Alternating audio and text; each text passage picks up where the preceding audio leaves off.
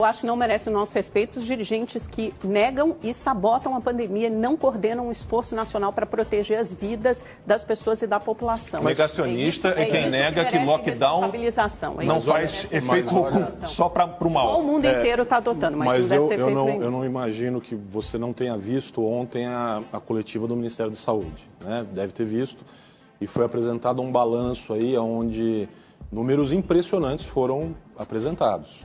Mais de 38 milhões de testes disponibilizados aqui dentro do Brasil.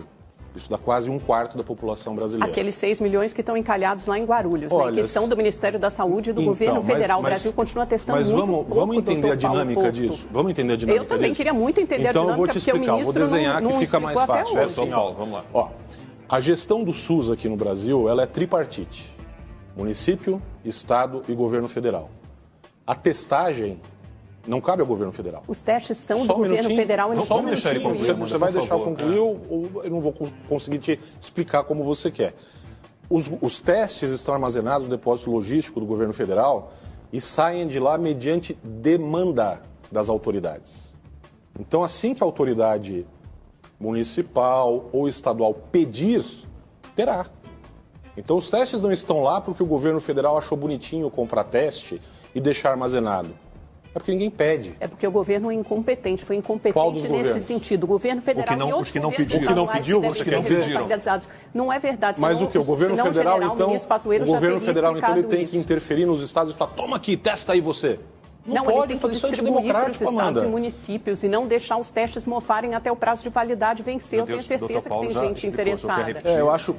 Não dá para desenhar mais claro Por que o ministro da Saúde... Você não precisa desenhar. O senhor não está falando com uma pessoa incapaz ou que não consiga entender. Não é isso. O senhor é que quer dar uma versão que é favorável ao governo federal, mas que não corresponde à verdade. Isto não é uma versão, isso é a lei. A lei no Brasil, ela é assim. Você tem recentes manifestações do STF dando autonomia total para os governadores. Aí você quer que o governo federal pegue os testes que foram adquiridos para auxiliar os estados, porque, em tese, pela lei, não é nem responsabilidade do governo federal comprar respirador, não é obrigação do governo federal comprar teste. Ele fez, responsabilidade aliás, os hospitais federais são raríssimos. Parece que nada mas não está coordenando os esforços, doutor Paulo. Tanto é que os testes estão mofando lá. E se fosse tão simples a justificativa, o ministro da Saúde já teria vindo a público fazer essa defesa e não veio até hoje. O ministro não veio, mas o secretário executivo falou isso ontem. Mas por que o ministro da Saúde não veio a público? Ele é a pessoa encarregada. Não é verdade, é porque a explicação não é tão simples assim. Amanda, está aqui na live que está disponível, foi feita ontem essa coletiva pelo secretário executivo do Ministério da Saúde. Depois de quantos dias? 10 dias? Eu preciso... Não, o meu ponto é muito simples, né? Eu acho que existe uma politização dessa pandemia desde o início e é muito curioso, mas isso já é uma tática antiga, leninista, né? De acusar nos outros aquilo que a esquerda faz. Quem vem politizando desde o início isso é a esquerda. Fez isso com a cloroquina, fez isso com o lockdown, chama de insensível ou genocida qualquer um que discorda desses métodos que ainda por cima vem embalado de ciência e que não há nenhuma ciência por trás. Por exemplo, não é verdade que todos os países praticaram lockdown. E quando você vai estudar o lockdown, eu tinha dito antes que não há nenhuma eficácia, nenhuma prova de eficácia. O doutor Paulo Porto me corrigiu falando que tem prova de ineficácia, né? Mas o fato é que está aí a Argentina ao lado do Brasil para mostrar a desgraça dessa postura. E não obstante, a mesma turma da esquerda, #quarentena gourmet, fique em casa, não quer saber dos fatos e insiste nessa politização. Aí você explica que não cabia ao governo federal certas coisas, aí você é o bolsonarista. E não é o anti-bolsonarista histérico, o outro que só quer demonizar o governo ou o presidente. Fizeram a mesmíssima coisa aqui nos Estados Unidos. O Trump foi culpado por cada uma das mortes, sendo que as mortes se deram, por exemplo, em Nova York, onde o governador e o prefeito, que são democratas, resolveram fechar tudo e isso agravou o problema. Mas isso a mídia não fala porque a mídia protege a turma da esquerda. Eu quero complementar isso que o Rodrigo está falando, concordando com ele, aliás, porque nesse momento, para mim, está mais do que claro o quanto essa pandemia foi politizada. Não à toa, aqui no maior estado da federação, o governador anuncia um recuo nas medidas de isolamento um dia depois, 24 horas depois da eleição estar assegurada e principalmente do prefeito na maior capital do país, que é seu afiliado político, ter sido reeleito. O mesmo aconteceu em outras cidades. A gente conversava agora há pouco, inclusive, com o prefeito de Curitiba. Para mim está mais do que claro essa politização da pandemia. Agora, o que me preocupa nesse momento, e eu não canso de chamar a atenção para isso, são sobre os efeitos econômicos que essas medidas restritivas vão causar, sobretudo agora no final do ano, quando muita gente que passou um ano no sufoco, muita gente que perdeu o emprego, muita gente que teve suas lojas fechadas em shopping centers. Imagina o comércio da 25 de março aqui na cidade de São Paulo, por exemplo. Muita gente que dependia de um final do ano, de um Natal, talvez, para conseguir dar um suspiro, não vai ter isso esse ano. Então, é isso o que me preocupa muito, porque é muito fácil para a turma do ficar em casa, pedindo comida pelo aplicativo e assistindo a sua série favorita na Netflix ou em outros canais, é muito fácil. Duro é para quem passou o ano com a corda no pescoço e que estava dependendo do Natal e do final do ano para tentar buscar alguma salvação. E, infelizmente, se depender de alguns governantes, a coisa ainda vai ser muito pior no verão. Muito bem documentado também no livro do Bob Woodward, né, chamado Rage, numa conversa gravada e depois divulgada com o presidente americano Donald Trump, em que ele relata que conversou com o presidente chinês Xi Jinping no começo da pandemia, uma conversa de fevereiro, e ele fala para o Bob Woodward que, de fato, é uma pandemia muito grave, é um vírus mortal, muito mais mortal que uma gripe comum, que uma gripe forte. Mas ele diz, ao mesmo tempo, para o público, para a população americana,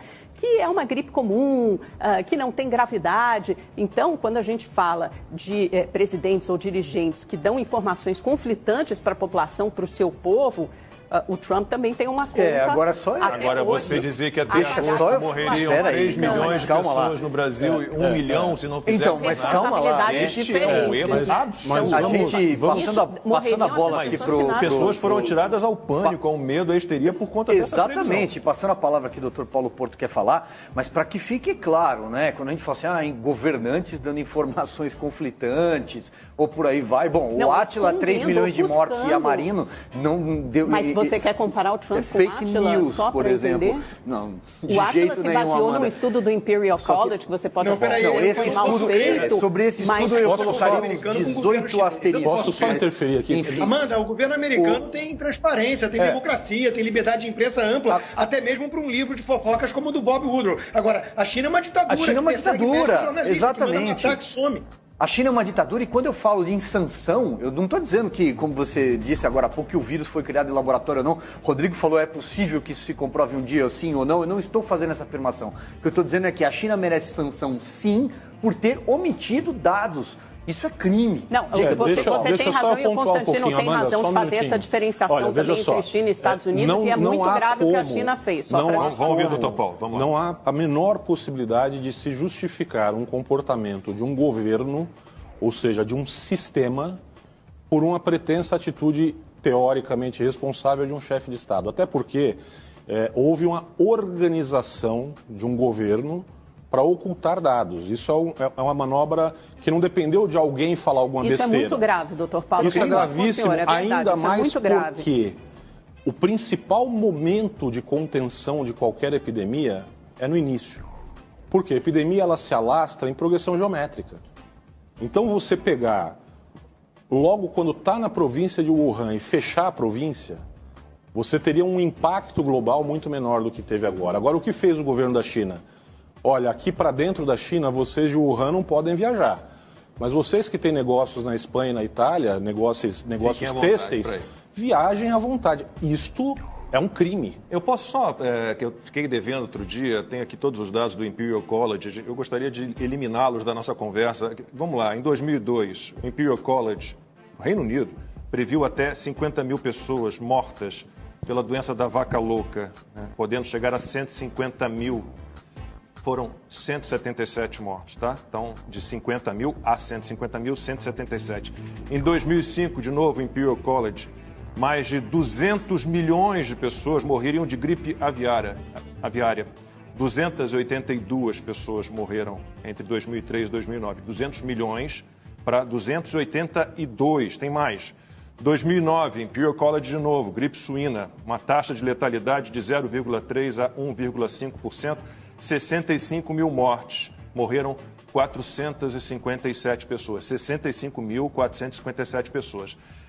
Atrás desses estúdios está o Neil Ferguson, aquele que mandava você ficar em casa, que trancava todo mundo e que recebeu no seu apartamento o amante dele, uma mulher casada, né? E teve que botar o rabinho entre as pernas. Então, Imperial College, sinto muito, Átila, que eu ia falar Tamarindo, que é como a Bárbara do canal Te Atualizei chama ele, Átila Yamarino, de 1 milhão a 3 milhões, jogando todo mundo ao pânico, à histeria, à morte. Essas pessoas, me desculpem, não merecem, esses institutos, essas pessoas não merecem o nosso respeito. Silvio, é o nosso tema de amanhã, aqui no Opinião no Ar. Doutor Paulo, afinal de contas, esse recuo de bandeira, de fase aqui em São Paulo, o que a gente pode esperar de resultado? Lacombe, eu acho que, assim, em primeiro lugar, há uma confusão muito grande em relação à finalidade das medidas. Então, quando se fala em medidas restritivas, seja de aglomerações ou o que quer que seja, isso, desde o princípio, tinha a intenção de você conseguir dar tempo ao sistema de saúde para que ele não tivesse que lidar com um número muito grande de casos de uma vez. Veja, nós estamos há quase 10 meses em pandemia, não deu tempo ainda do pessoal se preparar? Deu tempo de abrir o hospital de campanha e fechar o hospital de campanha. Pois é, e aí a gente vai ter que enfrentar uma restrição de novo. Esse é um ponto que eu, sinceramente, não compreendo. Segunda coisa que eu não compreendo, talvez que minha mente às vezes seja meio matemática. Se você tem um determinado número de pessoas que necessitam frequentar um estabelecimento comercial para resolver um problema no chip do seu celular, para pagar alguma coisa num banco ou o que seja, e você vai ter que promover menos aglomeração, qual que é a medida lógica? É você ampliar o horário de funcionamento ou restringir? Logicamente, é você ampliar o horário de funcionamento, porque assim você vai ter aquele mesmo quantitativo de pessoas diluído ao longo de um número de horas maior. Então, por que a gente está fazendo justamente o inverso? Então, isso também, sinceramente, é uma coisa que me foge à compreensão, talvez seja pela minha pouca escolaridade. Doutor, e se o senhor der uma volta, pelo menos nos shoppings que eu frequento aqui em São Paulo, a minha academia de musculação, de ginástica, as pessoas estão em pânico. Um horário que tem ali vaga para 140 alunos, eu treino com 3 ou 4 ao meu lado. Exato. O shopping está vazio. E vem muito até no que o próprio prefeito Greca falou, assim, não se pode penalizar toda uma economia ou todo um setor por conta de um ou outro erro que aconteceu. Então, qual que é a principal fonte desse crescimento agora nos casos aqui em São Paulo? O tanto que teve de festa clandestina, de balada clandestina, etc. e tal. Agora é justo... E as eleições também, Silvio falava eleições. Um pouco Agora, é justo você punir o comerciante que investiu em equipamento, tem academias que têm reconhecimento facial com mensuração de temperatura facial, e tem supermercado que tem carrinho com luz ultravioleta C para esterilizar as compras. Então é justo você punir esse camarada, que é um empreendedor, que investiu para poder sustentar os seus funcionários e não deixar ninguém na mão, porque o filho do riquinho foi lá fazer uma festa clandestina e colocou 3 mil pessoas dentro de um galpão? Não. Vamos acrescentar algumas coisas aqui, doutor. Até foi muito bem lembrado, doutor Paulo, trazer a questão do achatar a curva. É uma expressão que foi tão batida e depois esqueceram. A ideia era achatar a curva, era só isso. Não era impedir o contato das pessoas com o vírus e que depois começaram numa contagem mórbida de cadáveres para poder responsabilizar governo ou presidente. Tudo isso é estranho. Agora, outro crime cometido, né, a questão das crianças. Não, a OMS, que é a OMS, né, que a gente já falou o suficiente, se manifestou outro dia dizendo que não há nenhuma prova de contágio acelerado por conta das crianças. Aqui nos Estados Unidos não há nenhum caso, zero, né, com mais de 300 milhões de habitantes, não há nenhum caso de morte comprovada por infecção escolar. Nenhum. E, não obstante, os prefeitos e governadores democratas da esquerda fecharam as escolas todas. Enquanto que o presidente Trump era que ficava falando, abram as escolas. Quanto isso vai custar para essas crianças, especialmente as mais pobres? Agora, a pobre pode abrir a escola para votar e depois se aglomerar para comemorar a vitória da tua patota. Aí volta com restrições novas. Tudo isso é tão cansativo. É um vírus esquisito, né? Você senta no restaurante, aí o vírus não pega mais, pode tirar a máscara. Levanta, bota a máscara. É tudo tão patético, gente. Não cansou ainda não? A mim cansou.